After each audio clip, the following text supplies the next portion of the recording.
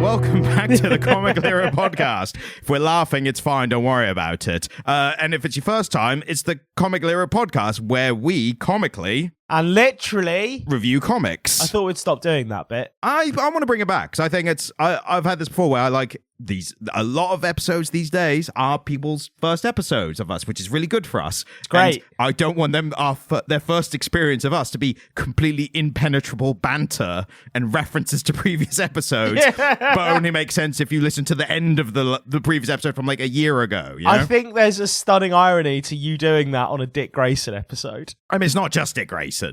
Mate, it's mostly Dick Grayson. It's all Dick Grayson to you. Well, you might review it. Actually, I'm going to be honest with you. It's a Robin episode. It's a Robin episode, yeah. But again, even that, somebody listening for their first time won't know that Jamie is a huge Robin stan. Exactly, and that's why it's important to get this information across. It's like sitcoms, where it's like they come, like, it might be someone's first episode. Quick, establish everyone's relationships. Hey, bro, what's up, sis? Like, oh, dad, like, it's that kind of stuff, you know? I don't want to do expositional content. I just want to get straight in and be like, let's fucking talk about Robin. And that's why I condense these catchphrases to open the episode with. Well, you had a really good idea there, and I've derailed it. What are we talking about? No, I'll just do it regardless. As we always have. Hello and welcome to the Comic Lyra podcast. So this week, as you've seen from the title, we are continuing, and I should have mentioned this up top, we're obviously continuing our most famous of events on the Comic Lyra podcast. That is the last week of DCebruary. DCebruary. Which we've always said all the way through this month. We've always said it was DCebruary. It didn't start. Don't worry about it. Was it We're recording really late this week, so it feels like I haven't seen you in forever. Yeah. It always. I mean, we don't talk outside the podcast, so I can understand why you feel that way. In fairness, I lost my phone for like 2 whole days. And I'm on a dumb phone now anyway, aren't I? Like, I'm not on a smartphone anymore. I lost my phone for 2 days, and then I found it yesterday evening in time to see... And no one had messaged you. Literally, I had 2 messages. One of them was from Emily, because she'd gone out for a walk, and she was like, why does our baby want to walk to sleep? It's raining. And the other one was from you saying, what time do you want to record tomorrow? And I was like... I have maybe protected my peace a little bit too much. But that's life of a male past 30, you know? Yeah, this is it. We don't dad make more as well. friends. We have less. We actively have less friends. Fewer and fewer. Right, I've derailed it again. I'm sorry. You can cut all of that out. Do you want me to cut out? I don't know. It depends. This could be someone's first episode. Exactly. And now they know all this information about you. So expositional content. Exactly. What are we talking about today, Ryan? We're talking about 2 things. But I think we want to do the main thing first, obviously. Main thing's so much better. The main thing being DC K.O tie-in, I guess. Yeah. DC K.O is the big event going on right now. And specifically, we're doing Batman Knightfight. Yep. Which is a weird thing to say. Like Knightfight. But poorly titled, yeah. They're trying to get off the back of the popularity of Nightfall, which was the Batman. I don't know if it's not a direct connection. I don't think. I think it's just a bit of synergy, DC corporate synergy. But Nightfall was the one where Batman got his back broken by Bane. There's a lot of B's in that sentence. Yeah, you did it though. Yeah, I got there in the end. A lot of pausing. So Knightfight is the story that's taking place in the DC K.O big event. For those who don't know, spoilers for that, sorry, Batman got shot in the back by Joker when he was meant to get into the first round of the DC K.O big tournament fight. Okay, so first things first, Ryan. Credits. Who wrote it? So this one was written by one Joshua Williamson, who is a big player in DC, does a lot of DC stuff. He's done a lot of Batman stuff, obviously why he's picked for this. Thing I know him most well known for is a few years ago, he did a little limited series, 4-issue series called Rogues. And the only reason I picked that especially is because it was a fun story about a bunch of DC villains who were like out of the game, not necessarily retired, but just like stopped doing it. And they get back together for one last big heist. And I thought, oh, this is going to be like a very standard story. Turns out the heist was a heist of some treasure or something from Gorilla City, I think it's called, which is a race of intelligent superhuman gorillas, including Gorilla Grodd, who has incredible mind powers. And these bad guys are just like I think mostly like Flash villains are like, I've got a gun that shoots ice. Like those kind of. And I tell you what, it was a really entertaining story. Great. So I always kind of remembered him for like he did that, and I really enjoyed that. And then it was drawn by Dan Mora. Yep, another DC mainstay. I might be wrong. I think he's worked with Joshua Williamson a lot in the past. But yeah, very, very well-known DC names for this. So that being said, general thoughts. Another thing I forgot to get ready. Well, because we know the music now. Like you edit it in Reaper anyway, don't you? No, I haven't so far, and I kind of like the playing it off the phone and shitty audio. Is that what makes it into the final fucking cut? Yeah. So you don't listen to the episodes then? Ryan, I'm a parent. I am lucky if I get to scratch my balls. So I haven't found the proper one. So this week and this week only.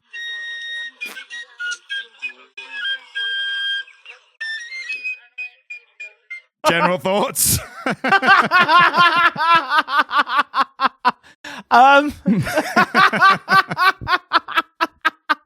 Oh, we forgot to salute as well. I need to play it again.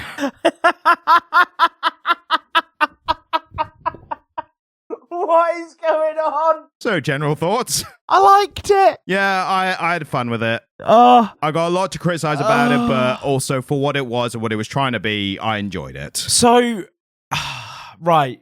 Compose yourself, Jamie. Oh, fuck. How has this episode gotten so derailed so quickly? I think it's because we're just recording at a different time of day. Yeah, it's daytime. We're both we've awake. had some green teas, so we're a bit hyped up, you know? A lot of caffeine. So I was always going to like this because if this is your first time listening to the podcast, you may not know that I have historically been quite a big fan of one Dick Grayson. Now, Dick Grayson... Also known as Nightwing. But he was also the first Robin. Subsequent to that, I've learned about Jason Todd and Tim Drake, who were the next two Robins. Yep. And you forgetting the fourth one? What, Damian Wayne? Damian Wayne, yeah. Well, yeah, I mean, Damian Wayne is like... I know he's your favourite, isn't he? Which is wrong. But...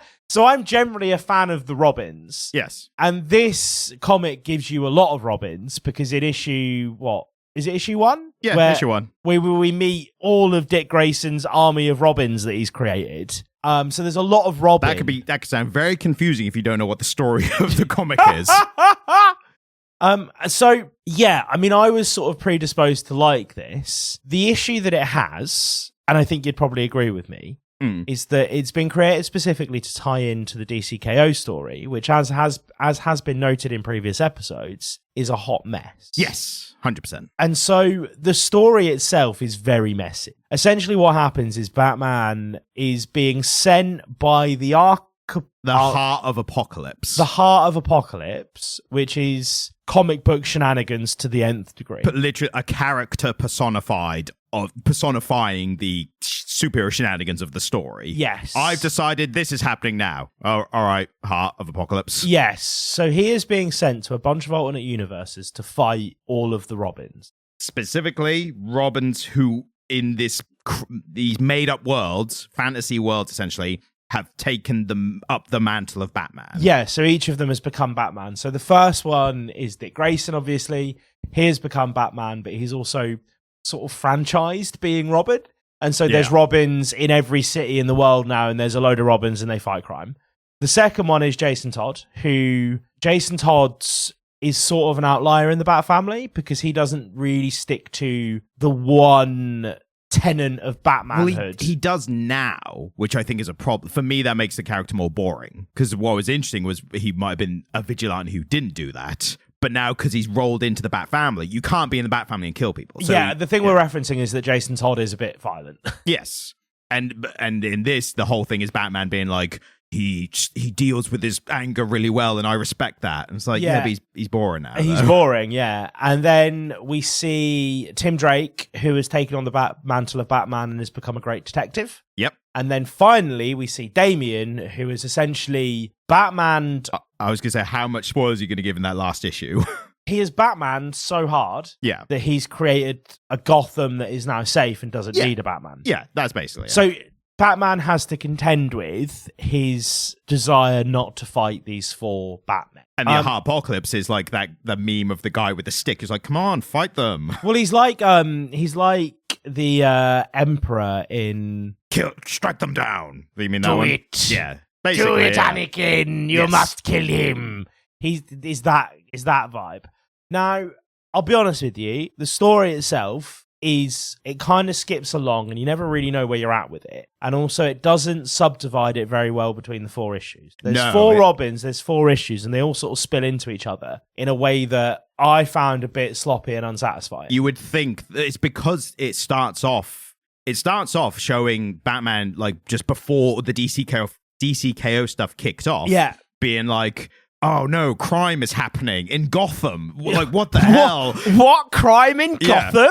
And then he's like, my sons are already on the scene and are dealing with it, and I'm so proud of them. And it's basically that. So because they have to dedicate time to that, and then a little bit of time to Batman being encased in stone, like everyone who gets killed in the DC K.O thing, breaking out of that because he connected shenanigans. He connected a mother box armor to his heart to boom tube him out if it detected inactivity. Again, it is all shenanigans and bollocks.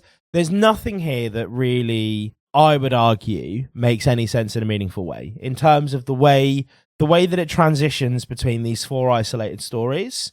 Is all quite badly handled. Now, I'm not suggesting that is the fault of the writers, because ultimately they were writing within the confines of the DC K.O story, which, as we've already established, and as we're going to go on to later, is hot garbage. And is also creatively all under the control, essentially, of Scott Snyder. Yeah. Like, maybe DC editorial above him are giving him stuff, but And Scott Snyder is a fucking moron, isn't he? I wouldn't go that far. I don't know. Not? I mean, I've got no reason to think he is. I think he writes in a way that is... I've used the term a lot. It's more style over substance. I've not liked a single thing he's written. And to be fair, I don't think we've read that much stuff by him. So maybe... but that's because we're quite selective in what we read these days, and we only read good stuff. But also a lot of writers who get to high points, it's normally because at some point in their career as a comic book writer, they have done something that's been very well received, well regarded. They have at some point written something good. Yes, and maybe that's the case, maybe not, I don't know. But I just find Scott Snyder's modern stuff, he writes in a way which is very kind of shareable in social media. It's like, look, this thing is happening. And then when you actually sit down and read the thing, you're like, oh, it's kind of just that thing that got shared around. There's not as much good quality in between the big moments. Yeah. And that's the kind of bigger problem I have. Yeah. And he has a huge hard-on for Joker. Like, we went into it last week. Listen back to that. Problem with DC K.O and Joker. We'll get into that later, because after this, we're gonna... Right, no, we need to just focus on this for now. Yes. Because starting with the arting. Yeah, starting with the arting. I didn't have much to say about it. I think it's better quality house style, DC house style. I really liked it. I enjoyed it, I but thought it was really great. Great, wow, okay, fair enough. All the fight scenes. Yeah, they again, good stuff, like did the job. I just did find there was no point where we delineate it into all those little panels through the page and you kind of scan through the fight scenes. I thought they scanned really well. I thought the artist did a really great job here. And differentiating our Batman between all the different Batmen. Yeah, the one thing in that kind of vein, the one thing I did make a note on, which I really enjoyed, is how different the art and colors, especially, were between each world and each Robin's world. Like, I like that stuff. Oh yeah, I thought they did a really great job. Like, I think it was his fight with Damian. Looked really impressive. To be fair, all the fighting stuff looked good. Like, I definitely didn't have anything bad to say about any of it. I liked a lot of the big splash panels. I did like the colors they used, just how they looked and stuff. I just guess I didn't have any point where I was like, oh my God. You know, I didn't have any of those moments. Don't get me wrong, it is very much DC house style, but I thought it was great. But this is what I mean. When I say something is DC house style, what I mean is that they're following a template that does achieve a lot of stuff well. Yeah. but not inspiring in any way, or not kind of like taken aback by like, wow, look at this. Like, yeah, okay, no, I can get behind and that. To be fair, Dan Mora, the artist on this, I think he is one of those artists who has been doing this so long that I think his style is what has informed the DC House style. So put it this way, it could be the case that if other artists weren't either choosing to or being asked to homogenize into this kind of style, then they could be like, oh, Dan Mora's stuff is so great. But because a lot of artists are doing very similar stuff to this under the DC banner, then it becomes like, does it feel old hat or like just part of the norm, when this artist could have been the one who was doing it before or made it that way? Do you know what I mean? Yes, I do understand what you're saying, yeah. But I really liked it. I thought it was really great. I really liked the way that they scan through the fight scenes, because the fight scenes are kind of what you're here for with this, aren't they? Yeah, I did really enjoy the first big fight scene with Batman and Dick Grayson Batman. Yeah. Mainly because it did a good job of showing what was part of the writing in that moment, which was that Dick Grayson is a better fighter than Batman. Yeah, I mean, he's, Dick Grayson's a more agile fighter than Batman, isn't he? That's the thing. He was an acrobat. He was a trapeze artist before. Yeah, acrobat generally, yeah. But I think what Batman makes a note of is that fighting for him is like, it's something he's learned. Second nature. Yeah. No, yeah, fighting for Batman is learned. Yeah. Fighting for Dick Grayson is second nature. All he had to do is transfer the skills he is an acrobat into just fighting, and it's like instinct for him, and they make a good job of showing how Dick Grayson has him at every moment and beats him in this moment as well. It's phenomenal. I mean, I think for me personally, really good rain effect. really great. This is the thing, though, isn't it? When you scan through this comic, you don't really you didn't necessarily think of it as doing anything special. As you're thumbing through it, you find all of these great panels, right? Yeah, like that first read through when you're just engaging with the story, you clearly didn't necessarily see anything in it. I think what I was having was I was accepting that the writing and the story generally was a bit lackluster for the most part. And I think that we have this thing where if another aspect of a comic lowers your enthusiasm, the other aspects need to be like really great to get them back up. Yeah. I mean, you've had that where you didn't like the art of a comic book, 100%, and then you kind of you're on the back foot with appreciating the story. Yes. So maybe I had that a little bit with this, where even though the art was pretty good, because I'm the story, I'm like, okay, this is what we're getting.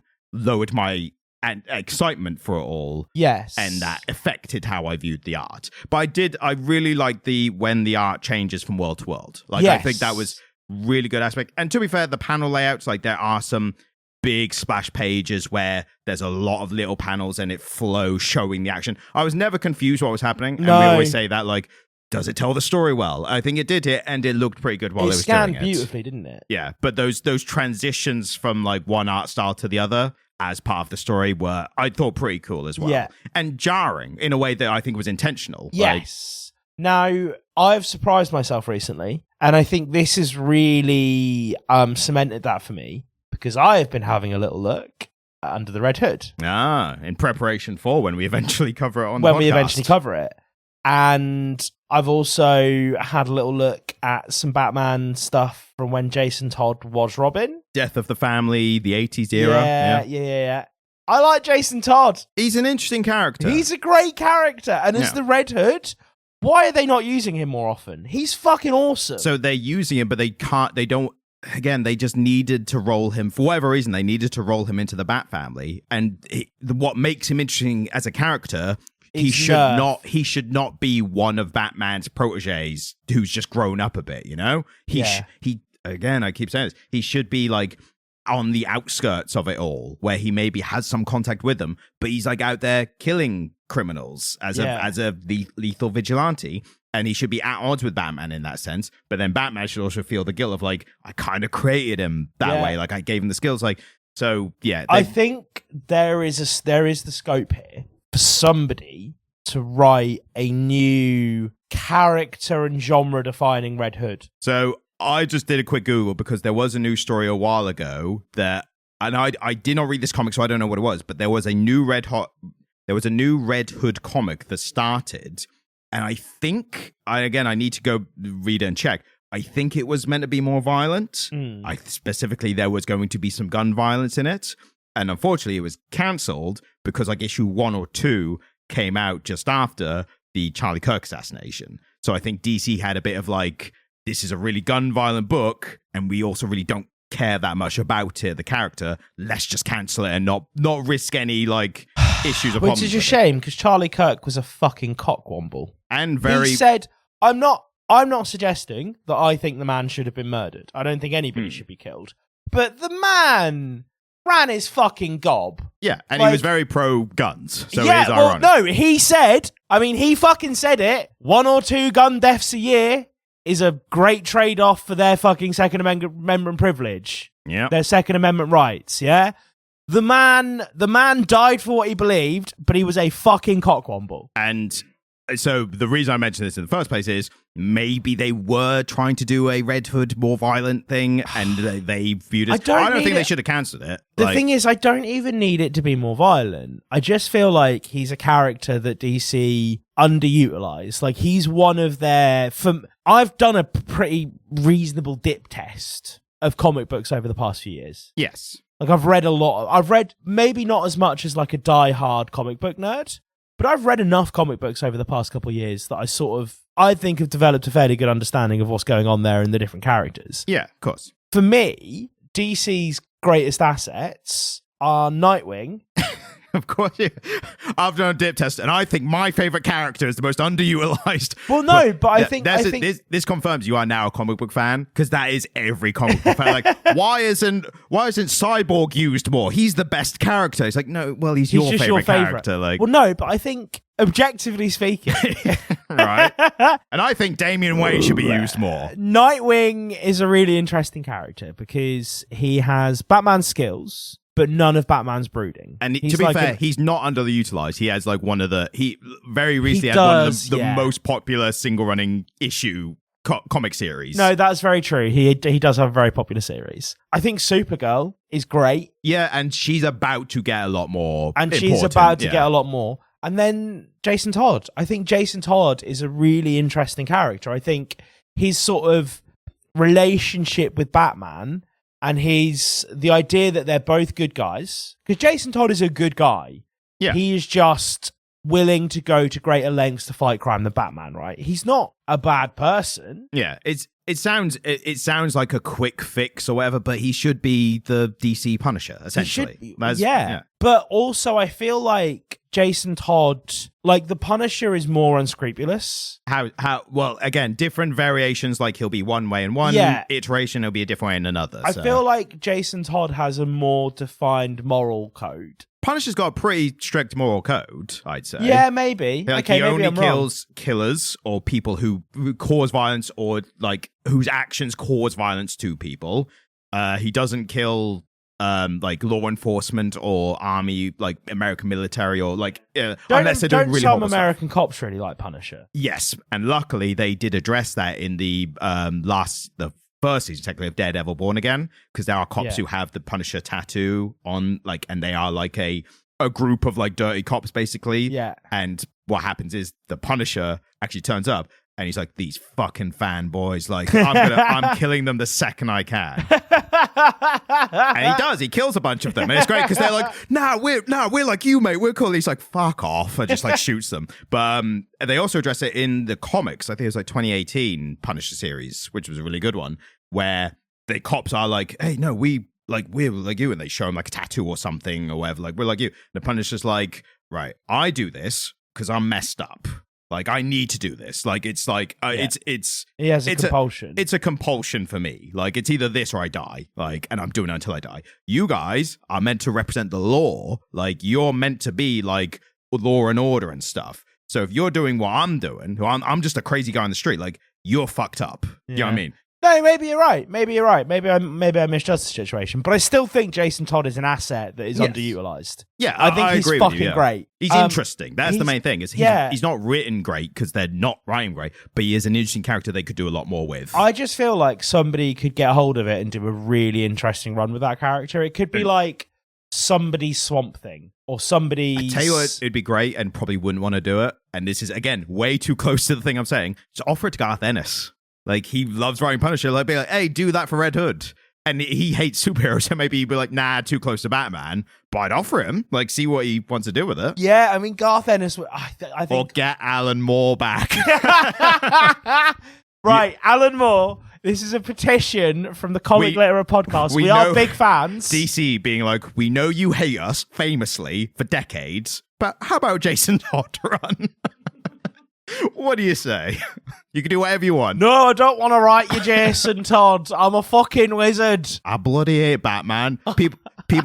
People keep asking me about killing Joke, and I keep telling them I don't care about that. It wasn't even my best work. It wasn't. I don't want to write any more Batman. People keep asking me, did Batman kill Joker at the end there? Who cares? You man, baby. If you don't understand... We are doing very bad accents. If you don't understand what's happening here, you need to go listen to our Killing Joke episode. Killing Joke or Watchmen episodes. Watchmen. Both great episodes. Or to be honest with you, just pick a random episode. We probably mentioned We'll Alan Moore. probably talk about Alan Moore at some We used to have a point. counter for like how many weeks in a row very early on. It's been a few weeks. Been a while. Now we need the 0 days since Alan Moore was mentioned and keep adding days to it. The sign. Yeah. But yeah, so I back to the comic. Yeah. Which we are in the story. There's some point when I'm editing, I've got to discern when we stopped talking about art and start talking about the story. The world that Jason is in, this one, is more about isolation. Yes. And this is one of the problems with it. Like you were saying earlier, the Heart of Apocalypse is just like, oh no, we're doing things differently now. There isn't really a running theme. The theme changes from issue to issue. And I'll be honest, even though I really like Jason Todd at the moment, this was my least favourite issue. Because, so the concept is that Batman's in an empty Gotham and he can't work out why. And it turns out they've turned Gotham into Arkham Asylum. And Jason Todd has stayed behind to keep an eye on it. Because Joker released Joker Gas, and they were like, we can't fix it, so we're just going to isolate to Gotham. And Joker killed himself and Batman in the process, right? Or Jason. I think they genuinely left it ambiguous, but As I think to who it's... had killed them. Yeah, but I think... No, I'm pretty sure Jason said Joker killed you both. I think all he says is Bruce is long buried, same with Joker. So I think they do, but I think they are leaving it intentionally ambiguous to be like, maybe they he killed them. both died in the streets because of the gas. Yes. Okay, yeah. So, yeah, I would take that as, they were fighting each other and presumably both died in the gas. Yeah. But, so what... I think this really cuts into why I think the Red Hood's so interesting. Because Dick Grayson will always have this air of flamboyance. And Dick Grayson will, given the Batman mantle, Dick Grayson essentially democratized being a bat person. Yeah, they when I say about like theme stuff, they do a little bit of like Dick Grayson's version is being Robin helped him, so he helps other people by being Robin. But then Batman's like, but the problem with Dick Grayson is he's too trusting. Oh, but you're not trusting people, you're controlling them. It's like, okay, so which is it? Is he too trusting or is he controlling? Like, and this is where the themes are just a bit all over the place. And then Tim Drake sort of, takes on one of the other positive elements of Batman. He becomes a really great detective. Yes. Damian Wayne finally fulfills what Batman's desire ostensibly was, which is making Gotham safe. Jason Todd ends up with maybe the worst aspect of Bruce's character, which is his brooding isolationism. That and he ends up alone as the last person in Gotham. Yeah, the aspect of the one-man army on crime kind of thing. And so I think that's what's interesting, is that Jason Todd is maybe the least well-rounded of the Robins. Yeah. Like Dick Grayson is like this affable, charming man. Tim Drake is a great detective. Dick Grayson, canonically most handsome in the DC universe and best ass. Top shagger. Yes. We've established that he is our comic book top shagger. I watched there was someone else, wasn't there? Him or Matt Murdock. Yeah. I watched a clip. It was a short, and it was from one of the DC animated movies, which are fantastic. Highly recommend everyone watches them if you can. You like those, don't you? They're really good. And it was him returning with the Titans. I think Damian Wayne was like joining the Teen Titans, and they're kind of two separate groups, but they're related. And he was talking to Starfire. They're in this fight in a warehouse or something, and they're being shot at. And Dick turns to Starfire, who's like beautiful alien queen woman looking, kind of long hair and like 7 feet tall, like muscled and gorgeous and all that. And he's an ex-girlfriend of Dick Grayson's, naturally. And they're being shot at. And Dick Grayson's like, Starfire, I think we should use that maneuver that you taught me last weekend. And she's like, Dick Grayson, or Richard, but commend your bravery, but what would the other team think? And he's like, what?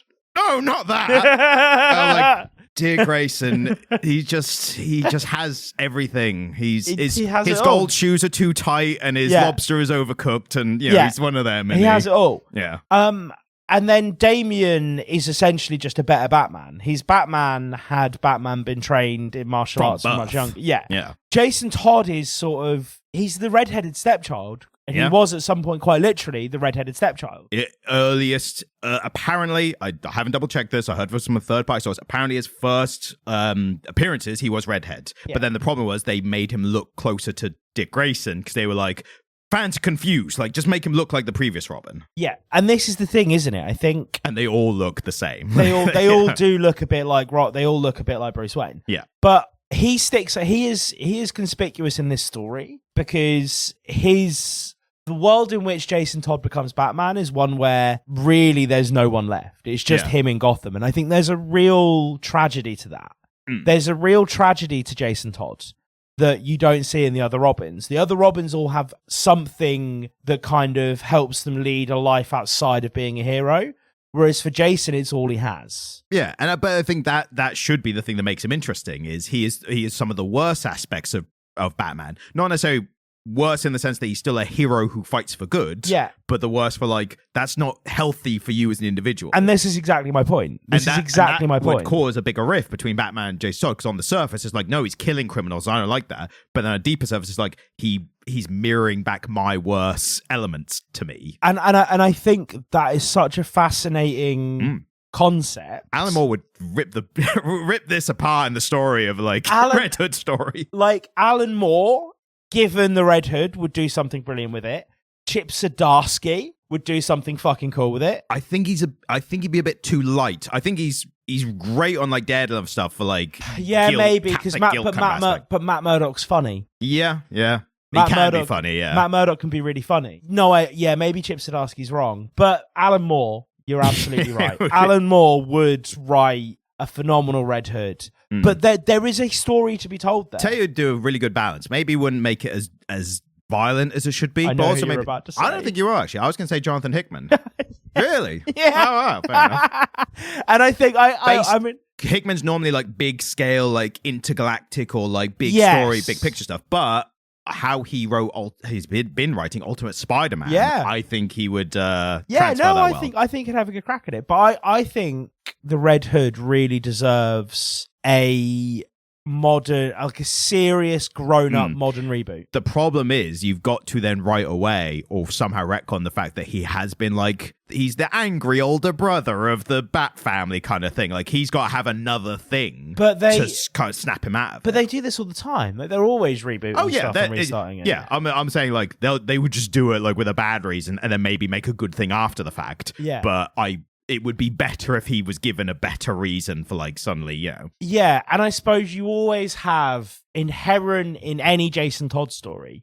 I don't know why we've just talked about Jason Todd for the entire episode. It's just I think even though that issue was maybe the least interesting issue out of the lot, he was the most interesting character there for me. Yeah. So the problem what I was about to say is issue inherent in telling any Jason Todd story is that you have to get around the fact that he was dead for a very long time and was brought back to life. There's always going to be some element of comic book shenanigans. Yeah, and originally the way he was brought back was because Superboy Prime, pre-Crisis, punched reality so hard that the ripple effect caused Jason Todd to come back from the dead. Fucking ridiculous, isn't it? But the issue is him having been killed by the Joker is so integral to his story. Yes. Because Jason Todd was a very normal Robin. Yeah, he was a Robin, but he just came from like a more crime background. Because the way Batman first finds him is Batman goes back to the Batmobile and the wheels have been stolen from it.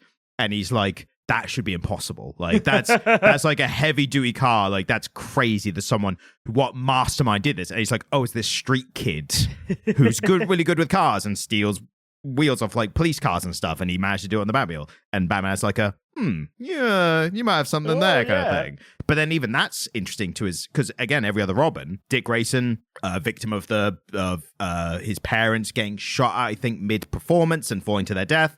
But he's, like, I love that Tim Drake just breaks into the Batcave and he's like, I think you need another Robin. Yeah, Tim Drake, I worked out Bruce Wayne as Batman. Yes. It's like, that's really cool. It's interesting that Jason Todd's thing is like, he was a kid on the bad route and Batman tried to get him out. But then the question becomes, was he in too deep and has these, because even before he's killed by Joker, he has this thing where like he's found his real parents or his real mum. Yeah. And then it turns out his mum betrays him, and that's how he ends up in like tied up the hands of the Joker. So he has that element of like wanting a real family but being betrayed and having that anger, and there's a lot of different elements that could make it. Anyway, point I was going to make was, the problem with this story is when you look at these interpretations, this Heart of Apocalypse has created these worlds. What if this Robin became Batman? What would this look like? The problem is we are told by the Heart of Apocalypse, and therefore by the story, that they are made specifically to try and get a rise out of Batman in different ways. So there's not even one singular running theme. So the first one, Dick Grayson, he's Robin Incorporated across the world. Yeah, nice. Little nod to one of the Robins, like, Radio In, this is Robin 52. I'm like, New 52, another reference. But Dick Grayson was like, I want to share being Robin with the world and trust people. Turns out I don't actually trust people, I'm controlling them. Red Hood is like, I'm isolated and whatever, and we're in a big Red Hood shaped dome over Gotham. Those two are created because the Heart Apocalypse is like, no, you need to fight these Robins, and you need to be confronted with, like, you didn't want them to become Batman, and now they have, and we're forcing you to face these fears or whatever and fight them. And in both instances, Batman is like, actually, I'm not going to fight them. So then by the third one, the Tim Drake one, the Heart of Apocalypse is like, I'm going to shake things up a little bit because this isn't working. So inherently at that point, the theme, there is no consistent theme across all four issues, because the Heart Apocalypse is like, right, I'm changing tactic. And then in the third one, the Tim Drake one, he's like, say, the detective. Yeah. Opens with very great Cluedo reference. Yeah. Which is funny. I think at this point, we are going to be spoiling the last issue, which I'm about to... The point I'm going to make is going to get into that. If what we've said has inspired you to read Knightfight, go ahead. It's a fun. If you like Robins, very highly recommend. Yeah, if you this one was almost explicitly written for me. Exactly, yeah. So with the third one, Tim Drake is the detective. Yeah. And there was one crime I couldn't solve, and it was the murder of Batman. And then Batman's like, actually, like, I'm here now, and I've looked at the case, and I think you could solve it, but you chose not to, like a mental block, because once you solved it, I'd be gone forever. Yeah. And and Tim's like, by Jove, you've got it, actually. I know who did it now. And then the Heart of Apocalypse, like, that's not how you're meant to be doing things. Yeah.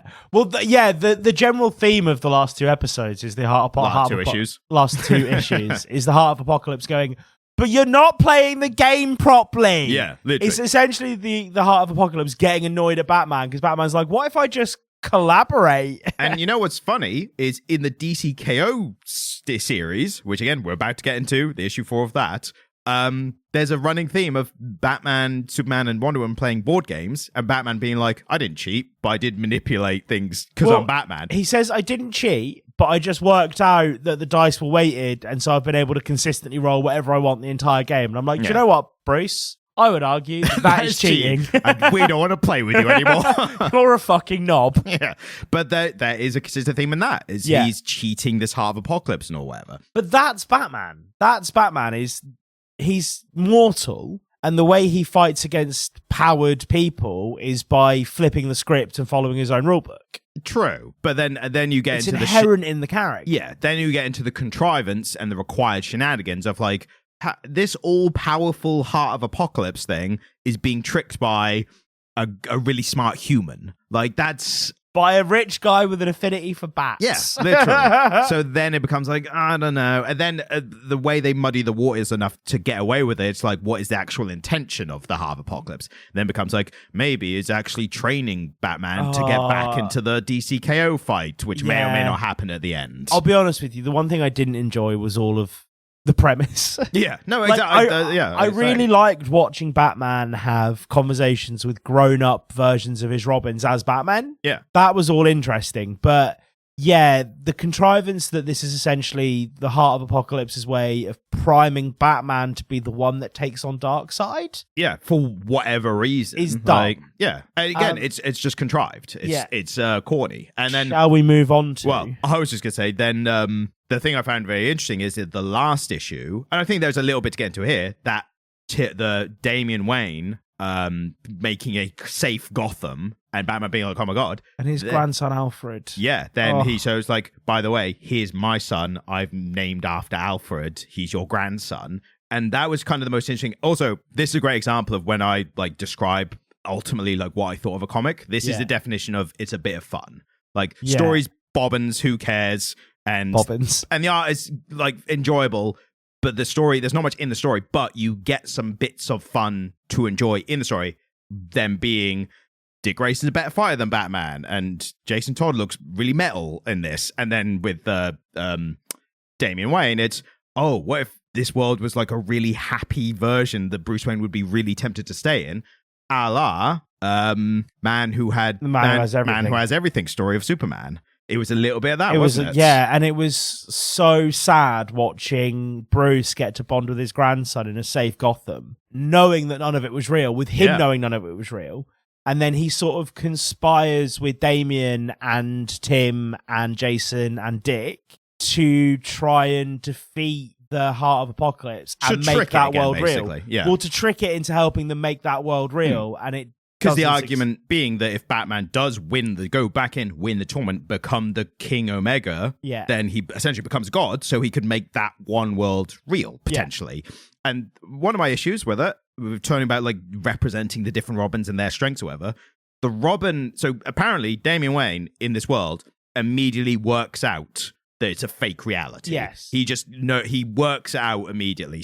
I can't remember off the top of my head how. He says, if I look in my peripherals, I can just see that it's not real. The Robin who should have done that should have been Tim Drake. Yeah, I agree. And fully. So you're establishing like all these merits that represent the aspects of Batman and like what represents these Robins, and then you're like, but actually Damian Wayne works out the thing. Because really, the thing that they almost, and I hate myself for saying this, I can't believe I'm going to say this, they almost give Dick Grayson a little bit too much in the first issue. The thing that Dick Grayson has done, the thing that Dick Grayson has achieved should be that he's affable and that he has been able to find a way to make the Robin mantle helpful for a bunch of people. But again, not that he's just a better fighter than Batman. Well, that's an aspect. Because the one who is a better fighter than Batman, Damian. Yes. Damian should be the one. It should, if anything, Damian should have been the first one he met, and it was like, oh, Damian's a really great fighter. This fight is really hard. And then when they get to the end and they're like, oh, one of them is like wrapped this Batman thing up and solved being Batman, that should have been Dick Grayson. But then they needed Damian Wayne to be the last one because of the grandson. Exactly, yeah. And it just sort of so it had to fall into place the way it did. I agree with you. But it then doesn't make a lot of sense, does it? I think, but then the problem becomes with the Dick Grayson one, and this is what I was saying earlier, the lack of a consistent theme. When you look at like, oh, Dick Grayson becoming Batman should have been this. It's like, but they're not going for accurate. They're going for Heart of Apocalypse. Like Batman's fear, he didn't want Dick Grayson to become Batman ever. Yes. He didn't want him to have them out. So him having it and becoming like a control freak of Gotham and potentially the world. Well, Batman's it's not even that he's a control freak, it's that he's relinquished control of it. He's sort of outsourced it. He's franchised it. But he still controls the Robins. Like that's the Robins still report to him. And that's what Batman makes a point of. It's like, you're trusting, but you're controlling. Yeah. And again, it doesn't make a lot of sense, but it only makes sense if you think of it as the Heart of Apocalypse is making these worlds to try and mess with Batman. That's the only way it makes sense. I think our general point here is that we both like this despite it not being that good. It made me think a lot. Like, yeah, no, totally. And I think, again, the story, the actual like plot is not good. It doesn't make sense. But within the spaces of the plot points, what I really like is there's a lot of delving into the Robins and what they represent and what they mean to Batman. And if you think of it in terms of Batman's fears for them, that's what these worlds represent, until that doesn't make sense for the last one, because the Heart of Apocalypse is changing their mind to be like, no, actually, we're going to do it this way. Yeah.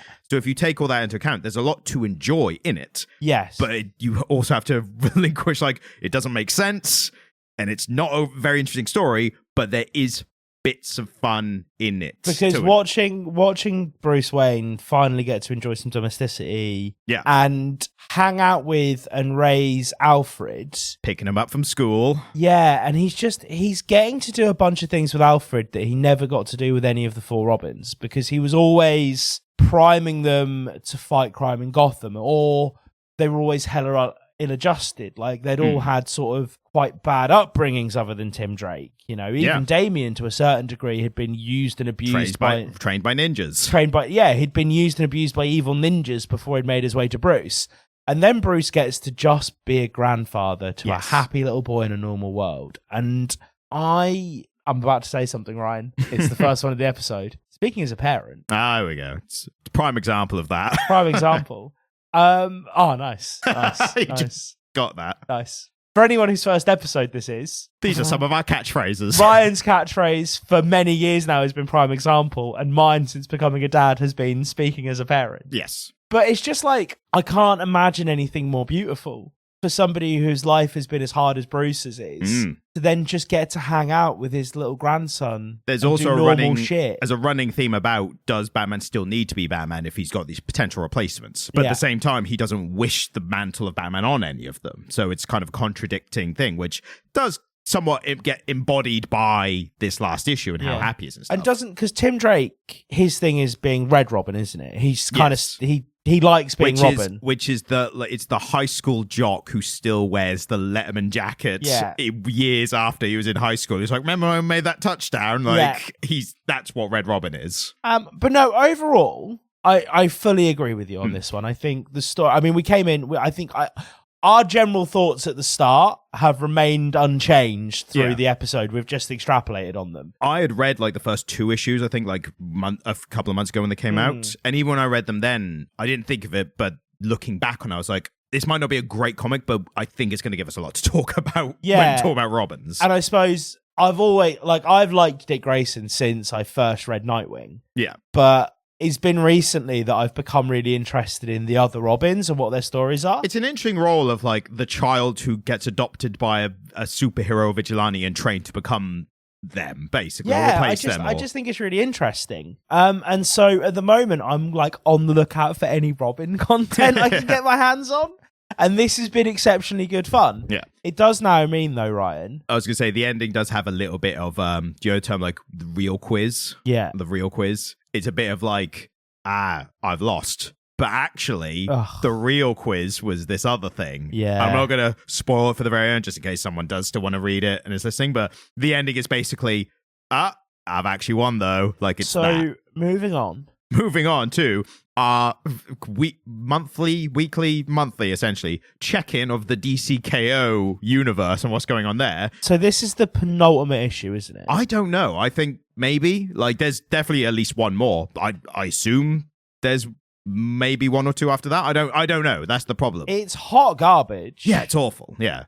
It's issue 4 is what's come out, and that's what we're talking about. Because I said to Jamie, you should read this. Well, so Ryan and I have had a consistent complaint from our last time talking about this, that the Joker's still in the competition, right? Yeah. And so Final 4. Yeah, Final 4. So at the start of this issue, the Joker is faced with the 3 Horsemen. The ultimate absolute Batman, Wonder Woman, and Superman, who are being controlled by Darkseid because they're of Darkseid in some way. They're made by him. The absolute universe was created by Darkseid. And Joker just looks at it and goes, "Can I change sides?" And he goes, "Yeah, fuck it, why not?" And then they give him a mech suit, make him a parademon, basically. But this is the problem: is dumb. He shouldn't be there in the first place. His argument for switching sides is we've got 3 horsemen. but traditionally there's 4 horsemen. So if anything, get me on your side, right?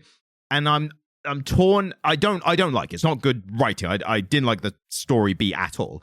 Stupid. But in terms of not even defending it or attacking it or whatever, it's like, why would Darkseid give a shit of a powerless human? It's like, can I join your side? Like, he is a god who has got these superpowered, like the least superpowered or the non-superpowered of his horsemen is like a 6'9" jacked Batman with a fucking axe. Like, got a head on his chest and is like insanely strong and all that. A powerless Joker who's like a crazy guy with knives is like, can I join? On the one hand, I'm like, why would he even entertain that? Like, who gives a shit? Like, just wipe him off the map, like, now. Like, kill him in one go. On the other side, is Darkseid actually worried about, like, Superman or Wonder Woman? Or Lex Luthor, even? Like, he's a pretty handy guy. Yeah. Winning. Does he view it as, like, I need every advantage I can get. I don't want to let them know that. Yeah. But I kind of do need every single advantage I could get. Maybe I will just superpower this crazy clown, give him some armor, and, you know, like, this is the problem. But good plot points wouldn't require me to be like, maybe this is justified, this awful thing. Like, I think the DC K.O was a mistake. It was brilliant in concept.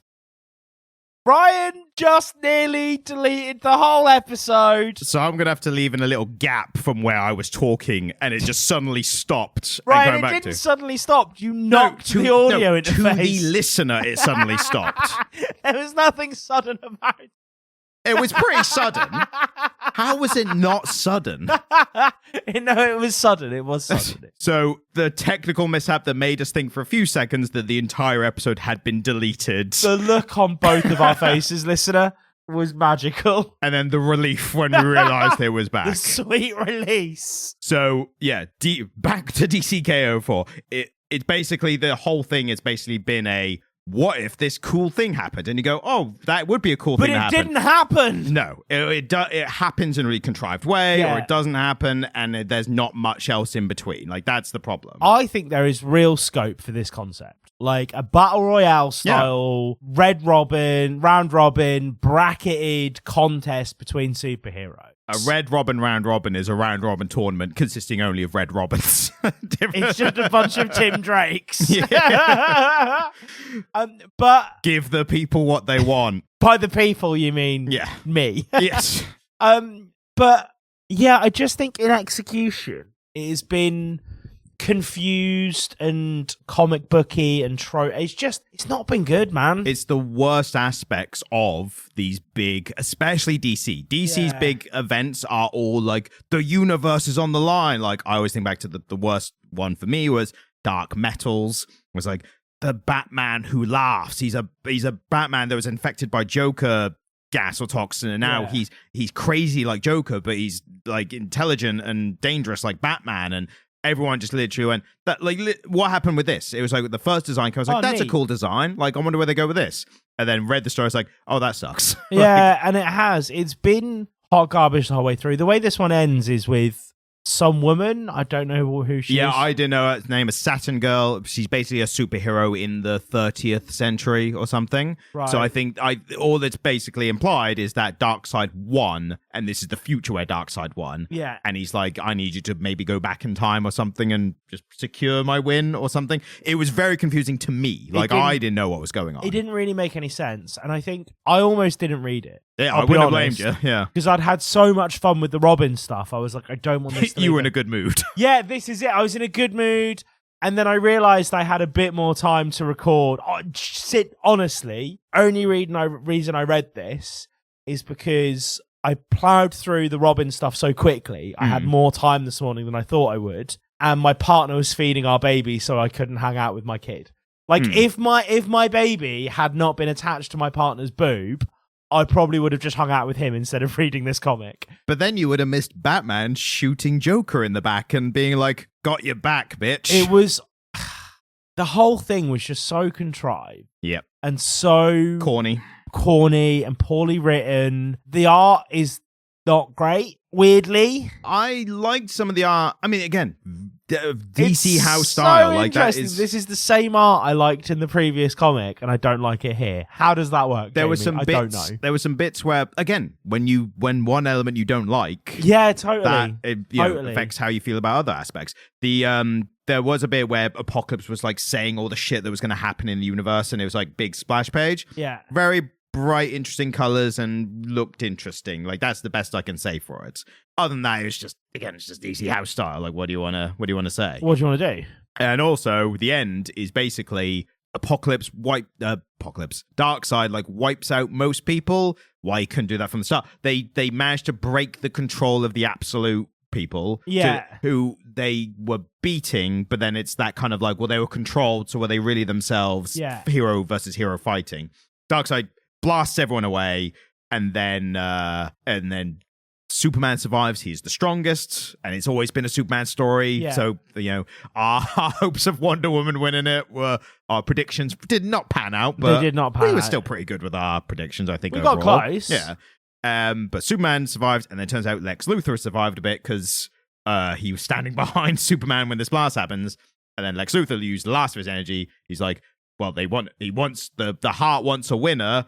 Blast Superman. Superman's like, oh no, my nemesis, my enemy since the 30s has shot me in the back. Who could have seen this coming? Who expected Lex Luthor to be duplicitous? Not exactly. Me.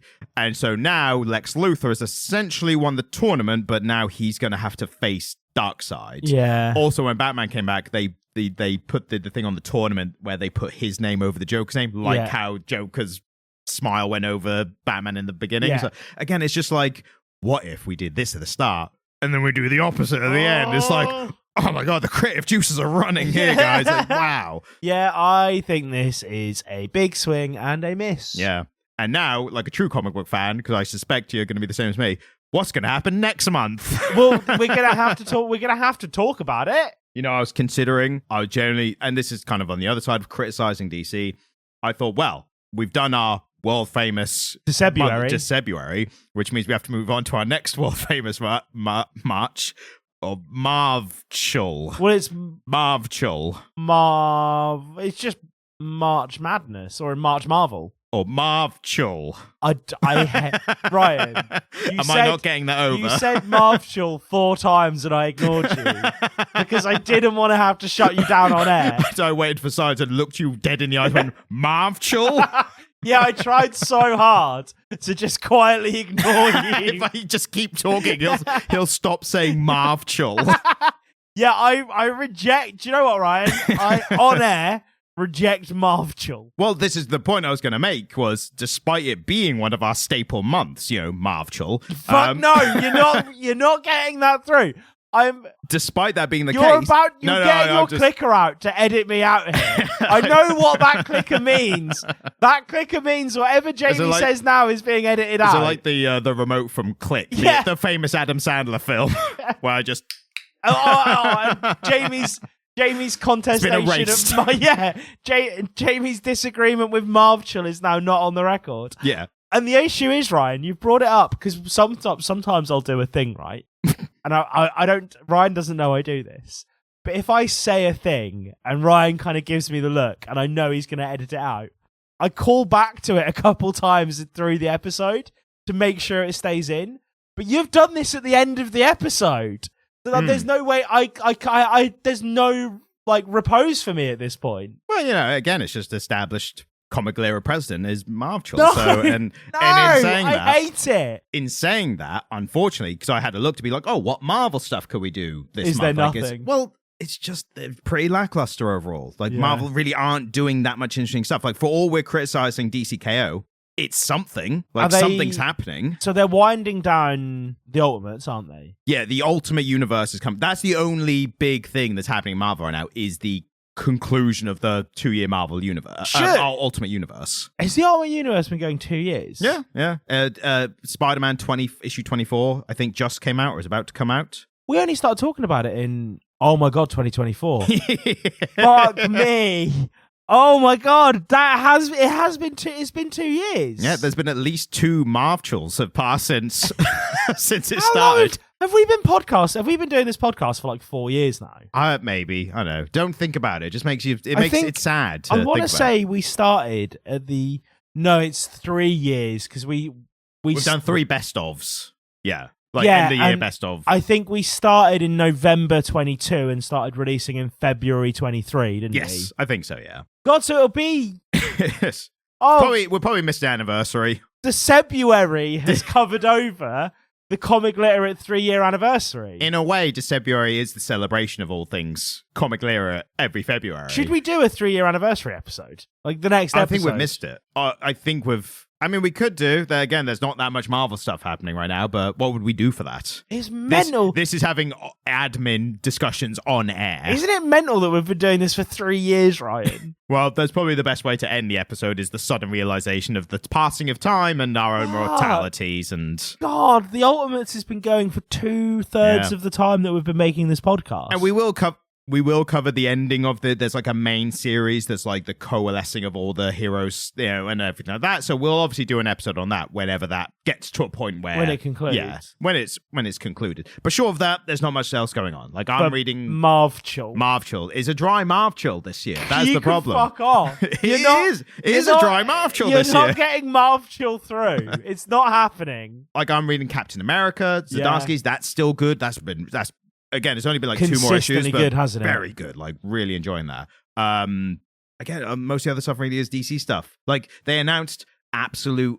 Green Arrow as part of the DC universe, and that's your jam, isn't it? No, not I'm not that big of a Green Arrow guy. Oh. Like he's fine. He's modern day Robin Hood stuff. You like the Hawkeye run by Matt Fraction, yeah, you like Matt Fraction, which maybe is the only bit of Marvel we might do for Marvchill potentially. Yeah, like we might do that. But the Green Arrow series come out. There's a big problem with whether it is or isn't the Green Arrow Oliver Queen from the series, which we will get into when we eventually cover it. Yeah.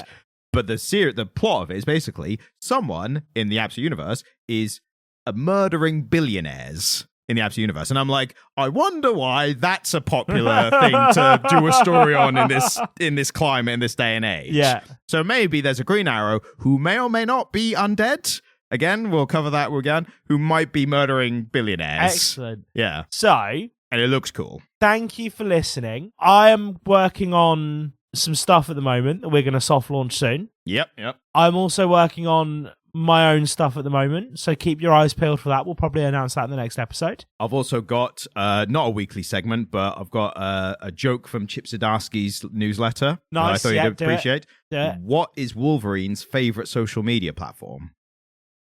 Sneaked Talk. Neat. And speaking of TikTok, we have shorts on the TikTok Comic Literate page, so be sure to go there and check those out.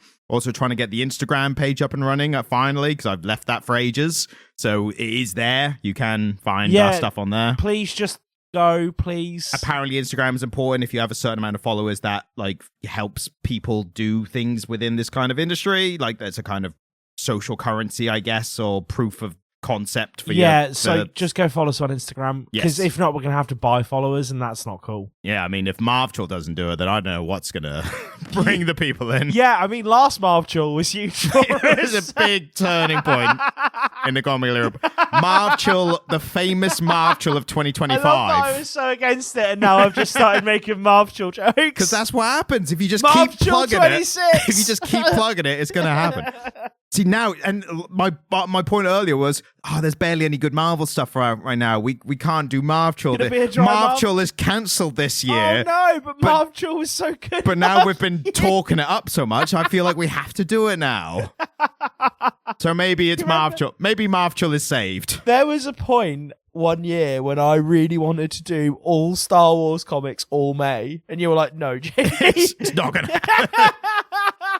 It's not going to be good for the brand. We do observe May the 4th, though, don't we? We do, yeah. We generally do a Star Wars comic around May the 4th. Yeah, and there's good Star Wars comic stuff. It's just not great for SEO. But for May the 4th, like, our hands are tied. Yeah. In the same way that when Marvchill arrives, we have to do Marvel stuff. And no! It's the unwritten rules of the podcast. Right, I'm going to go now. I have other things to do, but there's going to be a recording of Ryan asking you to do things, like, just peace. And a happy Marvchill to all. Peace. And thanks for listening. If you enjoyed this episode, then please subscribe to get notified of our future episodes as well. And if you're feeling particularly generous, then please leave a 5-star review on whatever podcast app you're using. If you'd like to get in contact with us, then send an email to comicglitter@gmail.com. You can also watch videos by me on the Comic Stand YouTube page, which is linked in the description. Thank you, goodbye.